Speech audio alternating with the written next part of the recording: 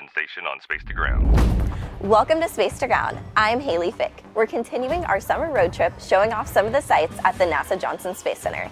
Today we're in front of the Saturn V rocket here at Rocket Park. July 20th marked the 48th anniversary of the Apollo 11 moon landing.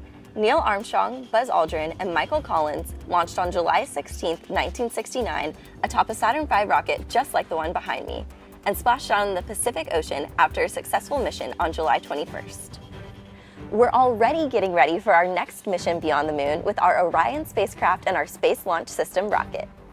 When astronauts return to Earth from destinations beyond the moon and splash down in the Pacific Ocean, they'll need to safely get out of the Orion spacecraft and back on dry land. Using the Gulf of Mexico waters off the coast of Galveston, Texas, we worked with the Department of Defense team to test Orion exit procedures in a variety of scenarios July 10th through 14th.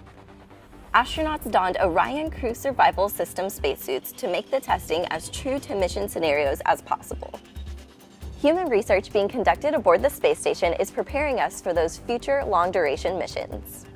This week, the crew took ultrasound images of various blood vessels as part of the fluid shifts investigation. Because fluids shift headward in microgravity and may cause adverse effects like changes in eyesight, a lower body negative pressure device is worn to investigate possible preventative measures. The crew also collected urine and blood samples for 3 other investigations: biochem profile, repository, and cardio-ox, aimed at measuring how different biological systems compare before, during, and after spaceflight. This week's question comes from Patty C., who says, "My daughter wants to know why the astronauts land in the water when they come back from space." There are actually many different landing options. The space shuttle landed like a plane on a runway, the Apollo capsule landed in water, and the Orion spacecraft will too. However, astronauts currently travel back and forth to the space station aboard the Soyuz vehicle, which touches down on land. There are pros and cons to all the methods. Many factors are considered, such as obstacles like landforms, how populated the area is, who has jurisdiction over the surrounding areas, and how fit the crew is to assist themselves. The vast open land in the steppes of Kazakhstan offers an opportunity for recovery crews to quickly reach the crew and assist them with exiting the vehicle.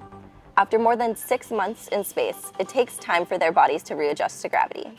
Research gained from all these methods will be put to use in future missions to the moon, Mars, and beyond. Keep sending us your questions using the hashtag #SpaceToGround. We'll see you next week. Subscribe for more space.